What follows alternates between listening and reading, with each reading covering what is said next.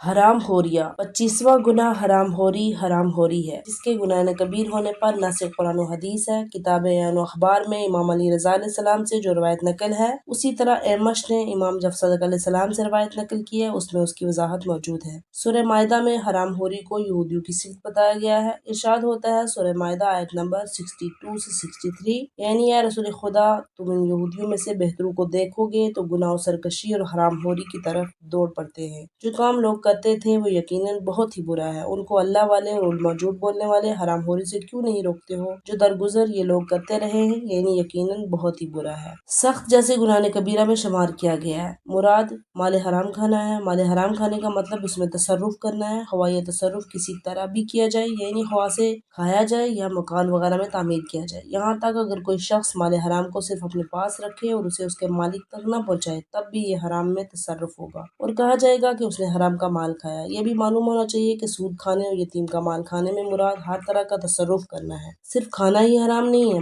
مختصر یہ کہ مال حرام میں کسی طرح کا بھی تصرف جائز نہیں ہے۔ اس کی وجہ یہ کہ مال حرام کو آیت میں سخط کہا گیا ہے۔ سخط کے لغوی معنی زائل ہونے اور دور ہو جانے کے ہیں۔ مال مسحوط کے معنی ہلاک شدہ مال یا تلف شدہ مال میں۔ اب چونکہ حرام کے مال میں برکت نہیں ہوتی اور اس میں تصرف کرنے والا فائدہ نہیں اٹھا سکتا، لہٰذا اسی مناسبت سے حرام خوری کو قرآن نے اکل السخط کہا گیا ہے۔ لفظ سخط سے مراد ہر قسم کا مال حرام ہے، یعنی ہر وہ مال جس کو ناجائز طریقے سے حاصل کیا جائے اور اس میں تصرف کیا جائے۔ اکل اللہ سی سخط۔ سید ابو علی مودودی کتاب اسلام و مشکلات اقتصادی میں لکھتے ہیں کہ اسلام انسان کو اس کی اپنی مرضی کے مطابق ضروریات زندگی حاصل کرنے کا حق دیتا ہے۔ وہ اپنی روزی حاصل کرنے، کسب معاش میں آزاد ہے، اپنی زندگی گزارنے کے لیے ضرورت کی چیزوں کے لیے انتخاب میں بھی آزاد ہے، لیکن اسلام اس بات کی اجازت نہیں دیتا کہ وسائل زندگی حاصل کرنے کے لیے ایسا راستہ اختیار کرے جس سے اخلاق خراب ہو، وہ تباہ اور برباد ہو جائے یا معاشرے اور انسانی ثقافت کو نقصان پہنچے۔ اسلامی قانون کی روح سے نہ صرف کہ شراب اور نشہ آور چیزیں، فحاشی و بےہودگی حرام ہے، بلکہ وہ تمام کام جس کے نتیجے میں چیزیں وجود میں آتی ہیں حرام ہے۔ مثلاً شراب کے لیے یا کسی نشہ آور چیز کے لیے کاشت کرنا، اس کا بنانا، اسے لے جانا، اس کی خرید و فروخت، اٹھا کر دینا، استعمال کرنا، یہ سب حرام ہے۔ اسلام ہرگز زنا اور فحاشی کو انسانی فعل نہیں سمجھتا، رقص کو حرام پیشہ قرار دیتا ہے، گانا گانے اور موسیقی بجا کر کمانے کو صحیح نہیں سمجھتا۔ اسلام ہر وہ کام جس میں کسی کا ایک فائدہ ہو لیکن اسے دوسرے کو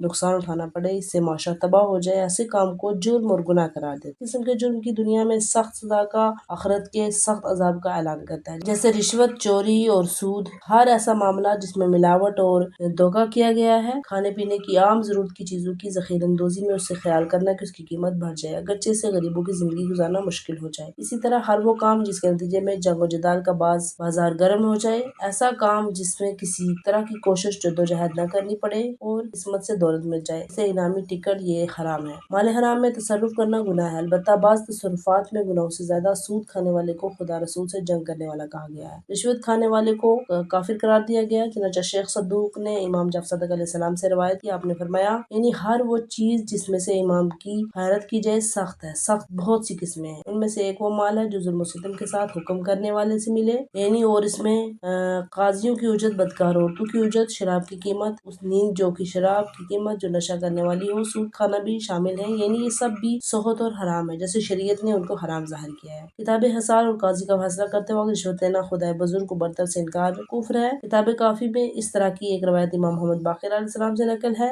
یعنی سخط سے مراد غیر شکاری کتے اور شراب کی قیمتی ہے۔ اس طرح زناکار عورت کی زنا کرانے پر اجرت اور عدالتی حکم دینے میں رشوت لینا اور جنات کے ذریعے غیب کی باتیں بتا کر اجرت لینا بھی سخط ہے۔ ان احادیث میں سے ایسی ہی دیگر احادیث سے معلوم ہوتا ہے کہ ہر قسم کا مال حرام کھانا سخط ہے، اور یہ بات بعض کو بڑی شدت کے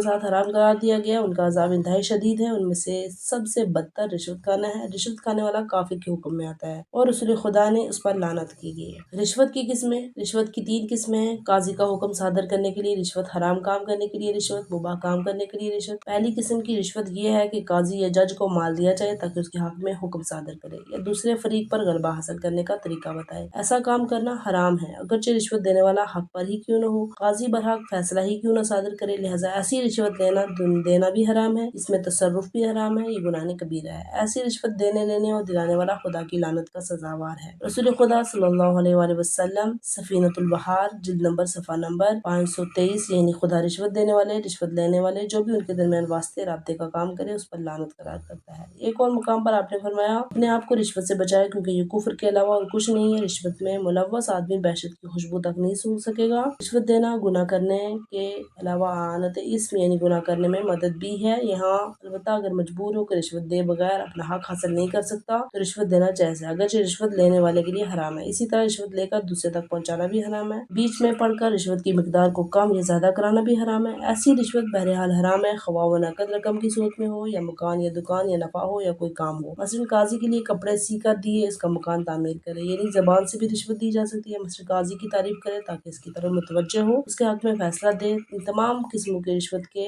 حرام ہونے میں کسی طرح کا کوئی شک و شبہ نہیں ہے۔ خمس اور ہدیے کے نام پر رشوت، اگر خمس و ہدیے کے نام پر رشوت دی جائے تو وہ بھی حرام ہے۔ مثلاً رشوت کی نیت سے کوئی ہدیہ دے یا سلو کے عنوان سے کوئی مال کسی کو دے اور دل میں رشوت کا ارادہ ہو، یعنی اس نیت سے دے کہ ایسا کرنے سے میری مرضی کا کام ہو جائے گا، یہ حرام ہے۔ اسی طرح اپنے واجبات یعنی خمس و زکوٰۃ کو رشوت کی نیت سے دے تو بھی حرام ہے۔ کسی کا خمس و زکوٰۃ ادا نہیں ہوگا، ایسے شخص پر واجب ہے کہ وہ دوبارہ خمس و زکوٰۃ ادا کرنے یعنی ان کی ادائیگی کرنے کے لیے قصد و قربت یعنی حکم خدا کی بجاوری ارادہ ضروری ہے۔ حدیث میں قرب قیامت کی ایک نشانی کو کچھ اس طرح بیان کیا گیا ہے کہ زمانہ ایسا آئے گا جب لوگ رشوت کو ہدیہ کہہ کر حلال کر دیں گے، یعنی رشوت لیں گے اور اسے ہدیہ قرار دیں گے۔ رشوت کی دوسری قسم حرام کام کے لیے رشوت ہے، یعنی کسی حاکم کو کسی ظالم اور گنڈے شخص کو کوئی رشوت دے تاکہ اس کے ذریعے کسی شخص پر ظلم کرے یا کوئی اور گناہ کرے۔ اس میں کوئی شک نہیں کہ اس قسم کی رشوت بھی حرام ہے، جیسے کہ قرآن مجید میں آیا ہے، یعنی مال کو باطل طریقے سے کھانا۔ آیت میں یہ بات بڑے واضح طور پر ذکر ہے۔ سورہ بقرہ آیت نمبر 188 میں پاس آپس میں ایک دوسرے کا مال نہ کھا جاؤ، مال کو رشوت میں حکام کے حق جونک دو تاکہ لوگوں کے مال میں جو کچھ ہاتھ لگے ناحق خود بوٹ کر جاؤ، حالانکہ تم جانتے ہو کہ سائر میں مسلمانوں کو 2 چیزوں سے منع کیا گیا ہے۔ پہلی بات یہ کہ جب تک کوئی مال شرعاً جائز نہ ہو اسے استعمال نہ کیا جائے، جیسے چوری کا مال، امانت میں خیانت کر کے کسی کے مال کو غصب کر لینا وغیرہ۔ دوسری بات یہ کہ اپنا مال و متاع بھی اس مقصد سے ظالم حکام کو نہیں دیا جائے گا، اس کی وجہ سے حکام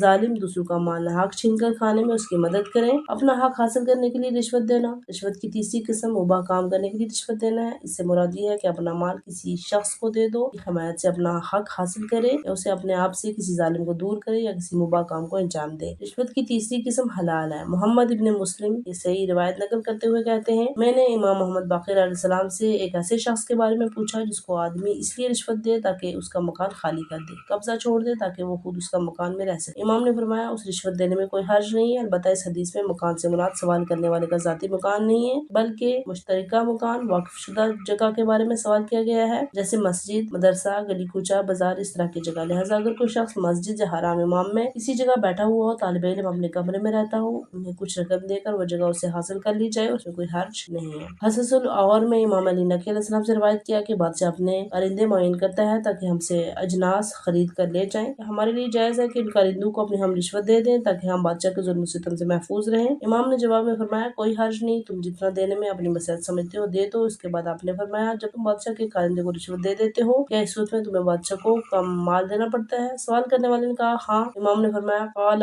فسدت رشوتک وسائل الشیعہ کتاب تجارت میں تم نے رشوت ہی کو فاسد کر دیا۔ حدیث کا خلاصہ یہ ہوا کہ اپنا حق حاصل کرنے اور ظلم سے بچنے کے لیے رشوت دینا صحیح اور جائز ہے، لیکن دوسرے کا حق حاصل کرنے یا کسی پر ظلم کرنے کے لیے رشوت دینا حرام ہے۔ جائز کام کے لیے رشوت لینا، یہاں پر اس بات کی وضاحت بھی ضروری ہے کہ تیسری قسم کی رشوت جو اپنے حق حاصل کرنے یا کسی مباح کام کو انجام دینے کے لیے ہدیہ کے طور پر دی جا سکتی ہے، لیکن اس جائز کام کے لیے رشوت دینا کراہیت سے خالی نہیں ہے، کیونکہ یہ ایک ایسا ہدیہ ہے جو رشوت سے مشابہت رکھتا ہے۔ اگر ایسا بھی ہو سکتا ہے جائز کام کے لیے رشوت دینے کی سہولت عادت آدمی کو ناجائز کام کے لیے بھی رشوت دینے پر اکساتی ہے، آدمی حرام میں مبتلا ہو جاتا ہے۔ رزگار آدمی اگر حلال لیکن مکروہ قسم کی رشوت دینے سے بچے گا تو یقیناً حرام قسم کی رشوت دینے سے بھی بچتا رہے گا۔ حدیث سے اس بات پر روشنی پڑتی ہے۔ سورہ مائدہ آیت نمبر 42 میں جو لوگ حرام مال کھاتے ہیں خدا ان کے دلوں کو گناہوں سے پاک کرنے کا ارادہ نہیں رکھا۔ امیر المومنین علیہ السلام اس آیت شریفہ کی تفسیر بیان کرتے ہوئے کہتے ہیں کتاب اخبار الرضا میں یہ ایسا شخص ہوتا ہے جو اپنے مسلمان بھائی کی حاجت پوری کرتا ہے مگر اس کے مقابلے میں کوئی تحفہ لے لیتا ہے۔ شیخ انصاری نے کتاب مقاصد میں فرمایا اس حدیث شریف کے کئی مطالب نکالے گئے ہیں، ان میں سے ایک معنی ہے ضرورت مند لوگوں سے تحفہ قبول کرنے سے آدمی کو سخت پرہیز کرنا چاہیے تاکہ وہ کسی دن حرام رشوت میں مبتلا نہ ہو جائے۔